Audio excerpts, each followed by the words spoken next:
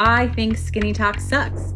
And I think it's really, really disheartening and really discouraging to see all of these awful rhetorics that people have spent so long dispelling suddenly coming back and now being the norm. Skinny does not automatically equal healthy, and there are 1,000 things that definitely taste better than skinny feels. For Mamma Mia, I'm your host, Ashani Dante. Welcome to But Are You Happy? Because overthinking isn't a personality trait, but it feels like one. And I'm Dr Anastasia Hronis, a clinical psychologist passionate about happiness and mental health. Have you noticed it too? With the rise of weight loss injections and the return of skinny culture, it feels like we're moving backwards in the body positivity movement. It really does, and it feels like we've hit rewind on so much of the progress we've made collectively as a society. That's exactly what we're diving into today.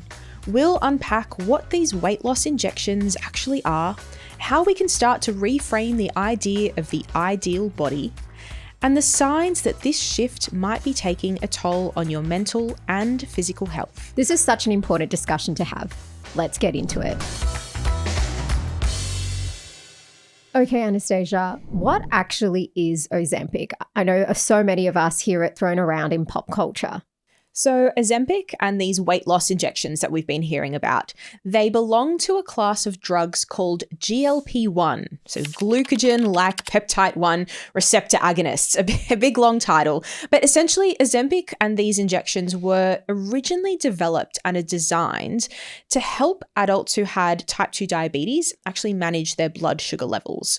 So Ozempic works by mimicking the action of a natural hormone that we have called GLP-1, and it's released in the body after we eat. So it prompts the pancreas to produce and release more insulin when blood sugar levels are really high, which helps lower blood glucose levels. So Ozempic actually delays how quickly food leaves the stomach, and it makes you feel fuller for longer, reducing your appetite. Kind of coming back to the audio at the beginning of this podcast, this idea of skinny talk, there's been this reemergence of skinny culture, and weight loss injections feel like another chapter in this ongoing narrative of the ideal body. But what even is the ideal body, and who decides? You tell me, Ashani, what's the ideal body? I don't know. Like, the ideal body has changed through the ages, right? Through times. It was in the Victorian era, it was that very plump, full-figured kind of body, the hourglass figure that was very voluptuous, that was very appealing to people. And then we moved through time. We went to the 1920s, that kind of flappers era where it was, we wanted to look androgynous and have that boyish kind of lean figure. And then we moved through that supermodel era that was very athletic and toned.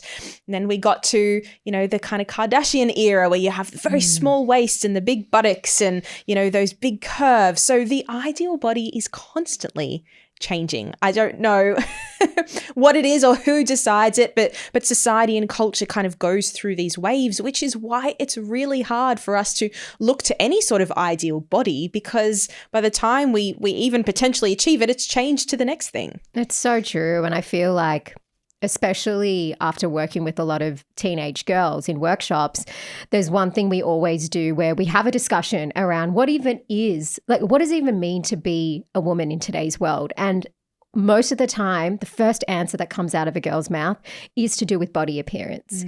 And I know it used to be called slim thick, but now it's, the skinny talk culture. It does keep changing, and it's disheartening, right? And it's sad that that's one of the first things that young girls and young women think of when they think about being a woman in the world, that it somehow has something to do with the way they look and the way their body is. I know for me, coming from a Sri Lankan background, there's a lot of my younger cousins that live in Sri Lanka, and they're quite skinny, and their ideal body is they want to get fat. So they want to get fatter, whereas, we look at the Australian culture, people don't want to be fat. So it is this kind of constant, not only this societal piece, but it is this cultural piece as well. Absolutely. In my experience, many people don't even realize they're struggling with an eating disorder. So how do you actually know if you have an eating disorder? What are some of the signs that we should be looking out for? So this is a big piece for us to cover. It's a really important one. And I want to just put out there that it's one that we'll talk about sensitively, but please, for any listeners, take it with a grain of salt, right? The eating disorders can present in so many different ways for different people. So there isn't a one size fits all when it comes to this. But the stats tell us that it's over 1 million Aussies that are currently experiencing eating disorders, and less than 1/3 are actually getting treatment or support, right? So there's very high stats of how many women and men, right? It doesn't discriminate, it's women and men that have eating disorders, but very few are actually getting the care and support they need. So you're going to talk us through the most common eating disorders, starting with anorexia. What exactly are the symptoms of anorexia? We refer to it as anorexia. The full name is Anorexia nervosa. And this is an eating disorder that's very much characterized by restriction. So there's a significant restriction of energy intake, which is essentially how much food and energy we're putting into our body. And it leads to a person being significantly underweight to what we would expect for their age, for their height, for their race, etc. So this is an eating disorder that's characterized by restriction, where someone ends up being very underweight and can develop a range of mental health and physical health problems as a result of that. So not only do we find that people with anorexia will have significantly low body weight, but they'll also often have this fear of gaining weight. So the drive to lose weight is perpetuated by a fear of gaining weight. And some of the common sort of signs or symptoms that we might see could be when someone's significantly underweight. For a female, they stop getting their period. They might develop sort of very fine hair all over their body. They might get headaches. They might experience heart problems because their heart is working extra hard to sort of fuel them through the day. They might be very preoccupied with calories, with the food that they eat. They might wear sort of baggy clothing to sort of hide some of their weight loss from people. There's a range of ways in which it can actually present. And what about bulimia? What exactly is it? Bulimia is another very common eating disorder, and it's characterized by two key features. So these are binges and purges. So I'll explain what these are. A binge is not just overeating, right? Not overeating in the sense when we go out for dinner and we eat a little bit too much pizza, right? That's not what a binge is. A binge is when someone eats an excessive amount of food, usually kind of within a 2-hour window. They're usually sort of carb heavy or like saturated, fatty, sugary kind of foods. And a person feels like this behavior is out of their control. They feel like they're eating even though they're full, even though they might feel discomfort in their stomach or internally, but they're eating in a way that feels out of their control. This is what we refer to as sort of a binge. So people with bulimia will experience these binges, and then they will also purge. So this is a compensatory behavior. People are compensating for the binge that they've had. So this might look like using laxatives, diuretics, vomiting, or excessive exercise. So there's some sort of compensatory behavior to compensate for the binge that someone has had. And unfortunately, people can end up in this binge purge cycle. That's what we are talking about ultimately when we're talking about bulimia. Is bulimia different than binge eating disorder? Yes. So binge eating disorder is a different diagnosis to bulimia nervosa. Binge eating disorder is where someone experiences those same binges as in bulimia, but they don't have the purges. They don't have necessarily the vomiting or the use of laxatives or excessive exercise to compensate for that. So binge eating disorder is characterized by the binges, but we don't see the purges. Now, look, I define these different eating disorders in these ways, but realistically, there are many people who don't fit into these very neat categories of binges and purges and restrictions, right? And so that's why actually in the diagnostic manual, we have what we refer to as this category of unspecified eating disorders. And this isn't to say that they're not specific. It's just that people don't always fit into neat categories, but yet they can still be experiencing difficulties. So one example of this is actually something we refer to as atypical anorexia. So usually with anorexia, we would expect someone to have very low body weight, However, if someone starts at a high body weight, they can rapidly lose a lot of weight and show all the same signs and symptoms as someone with anorexia, but they just don't have that very low underweight presentation that we would expect. So this is what we refer to as atypical anorexia. And the reason we do this is because we want to ensure these people are receiving the important care that they need. There's also one other eating disorder that I'll mention that's a little bit different to the others. It's called ARFID, which is avoidant restrictive food intake disorder. Now, this is a very different kind of presentation. It's almost what we would refer to as someone who is, quote unquote, a bit of a fussy eater.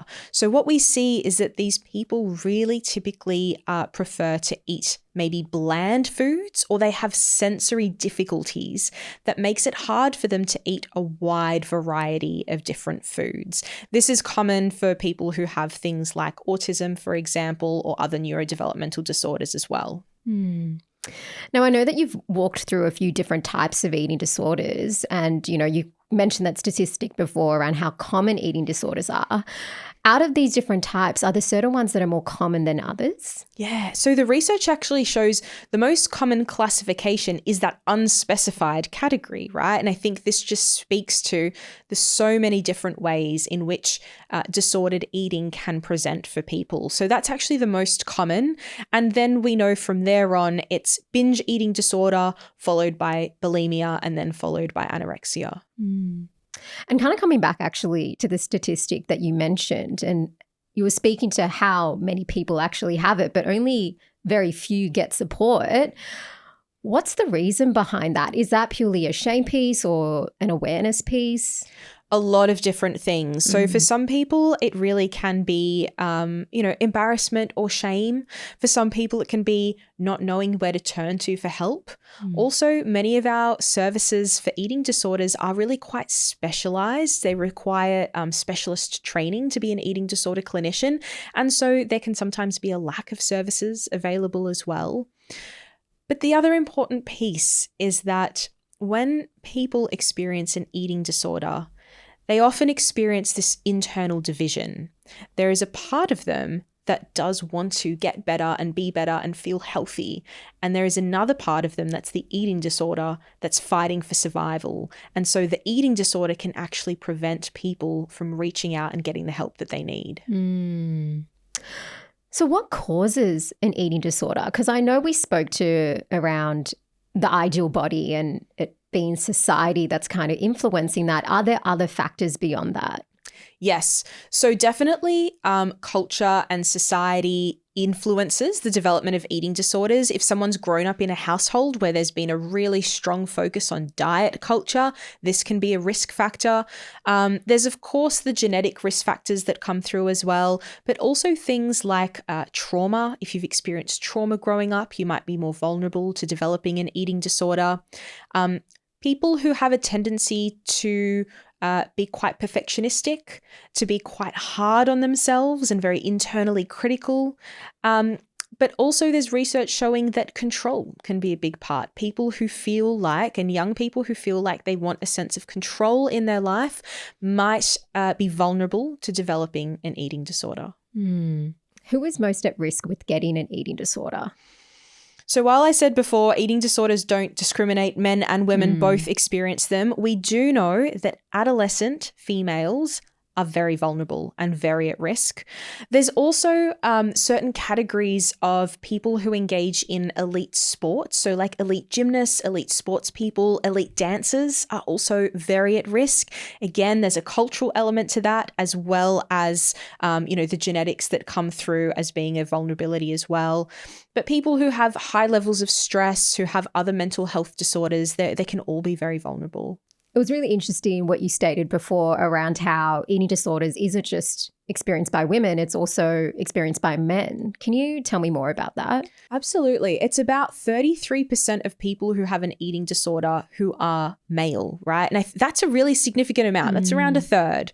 And I think we really have to recognize that and acknowledge that, because there can be a lot of stigma and shame for males who are wanting to reach out to get support for eating related behaviors because it is seen as such a typically female thing. It's going to be even harder for men to reach out and get the help and support they need if there's stigma around men having eating disorders. What about myths in general? What are some of the other myths that are out there when it comes to eating disorders? Well, I think the common one is about who gets eating disorders, right? That it's typically affecting the white, young, middle-class, adolescent female. Now, we know, yes, they are vulnerable, but it's not just the case. Eating disorders can affect anyone from any walk of life. Doesn't matter their cultural background, their age, their life experiences.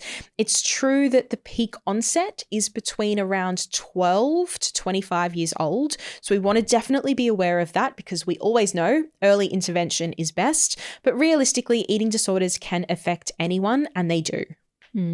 So I'm all about encouraging people to eat healthy, but when does healthy actually start to become harmful? When is healthy too healthy? Yes, exactly. Yes. So there is actually a category. It's not officially recognized at the moment yet in our diagnostic manual, but the research supports it. It's something called orthorexia. And this is where a person has an obsession with healthy or quote unquote clean eating. So they're very obsessed with kind of the benefits of health foods. They're always, going to the health food shop. Everything they eat has to be healthy. It has to be clean.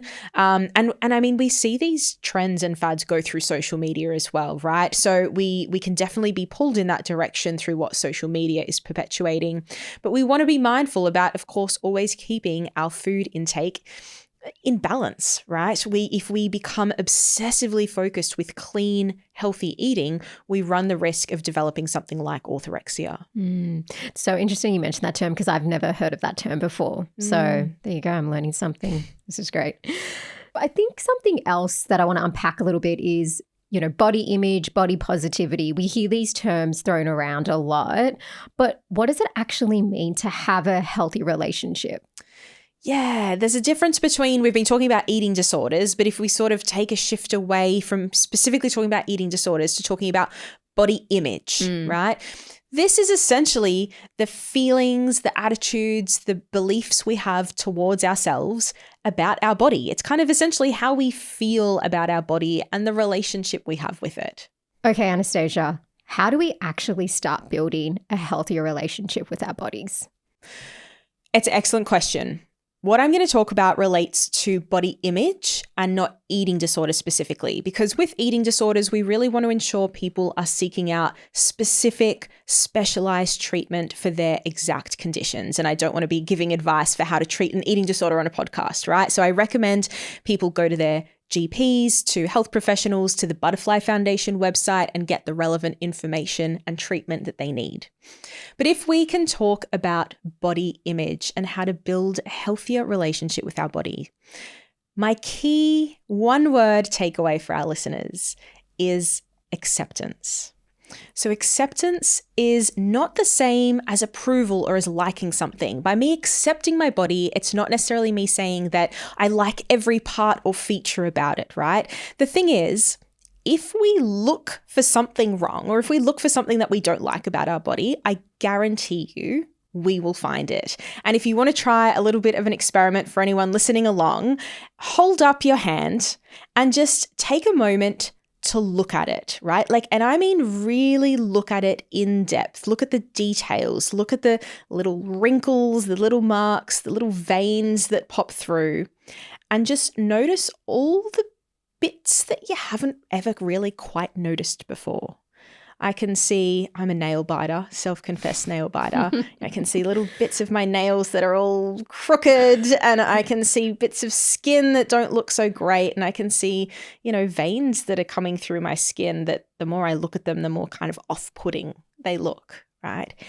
If we focus on anything heavily and look for flaws, will find it, right? And the same applies for our body. When we're constantly getting so much messaging about how our body should be, if we hyper focus on our bodies and what they should look like, we will find perceived flaws in them. So that's why it's not necessarily about liking every little part of our body. It's about accepting it for what it is.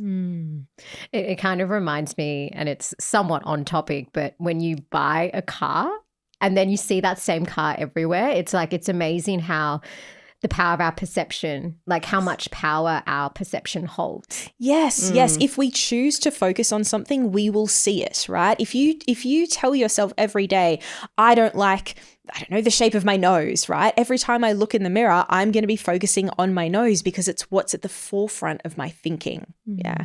And I would actually encourage people to go maybe even one step further than the body acceptance if they're willing to. And that is leaning into gratitude. Can we not just accept our body for what it is, but can we actually look towards having gratitude for what our body can actually do? So this is where we sort of shift our attention more away from what our body looks like to the function of our body. So again, I invite listeners to just sort of take a moment of pause and reflection and think about the things that your body does every single day that keeps you running, that keeps you functioning, and try to open yourself up to gratitude for those things. You know, can I be grateful for the fact that I have lungs that help me breathe every day? Can I be grateful for the fact that I have legs that walk me around every day? Can I be grateful for the fact that I have a voice and I can sing along in the car to all sorts of songs when I feel like it, right? Personally, for me, I go, you know what? I'm grateful for my hands. I love to play the piano, and my fingers and my hands help me play the piano. I don't know if you've got any, Ashani, that you're grateful for what your body can do that you can lean into. I feel like for me, my legs, I'm really grateful for my legs. I've had a very much a love-hate relationship with them, but I'm grateful for my legs because it helps me to get from one place to another. Yeah, absolutely. And if there are particular parts of the body that people are struggling with, you know, if I struggle with my stomach and my tummy, can I reframe that to go, you know what, actually, I'm grateful for my stomach for the fact that it can process food and that it can keep me alive and working and nourishing and fueling the body in the way that it needs to. And it's really interesting because even me talking about my legs, it felt unnatural.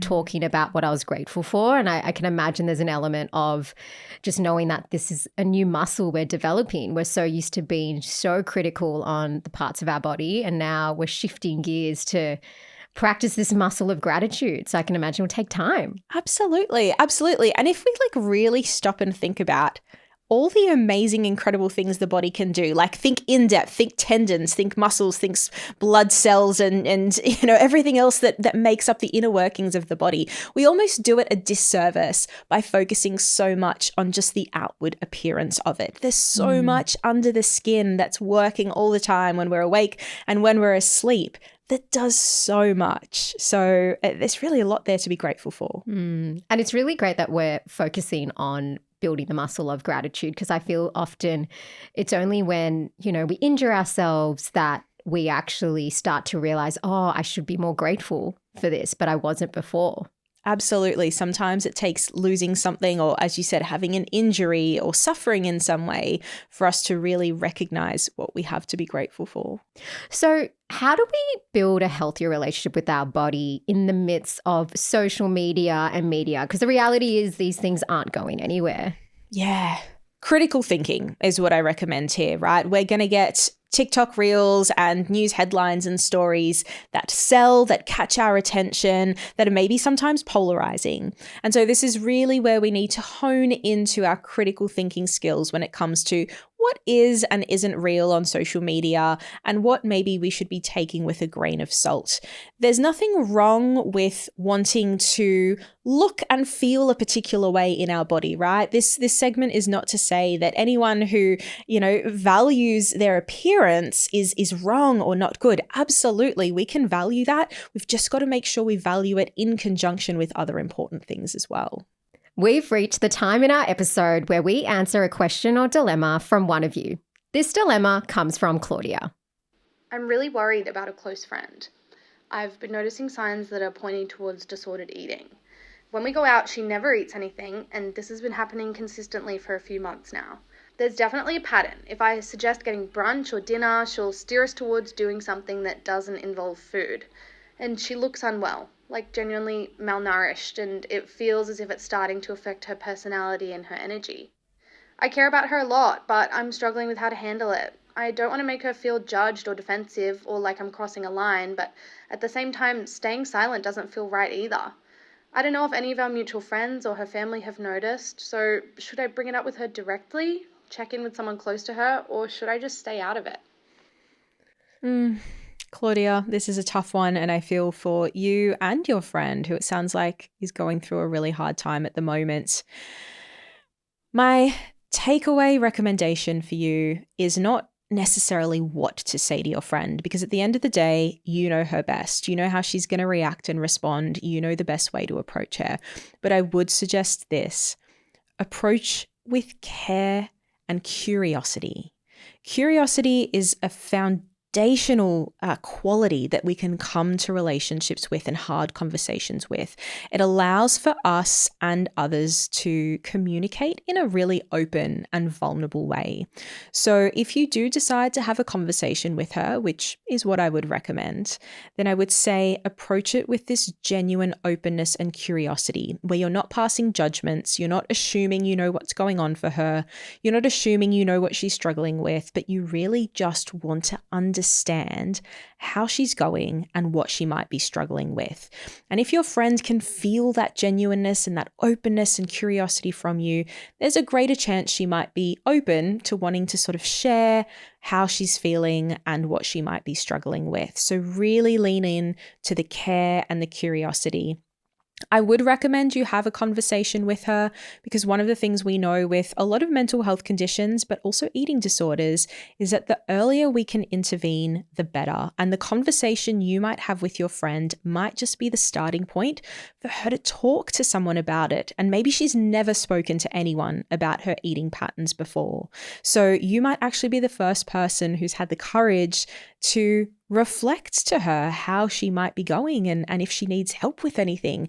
You might be the first person she's ever been able to talk to this about. And if you're not, you might just be the person who helps her take that next step.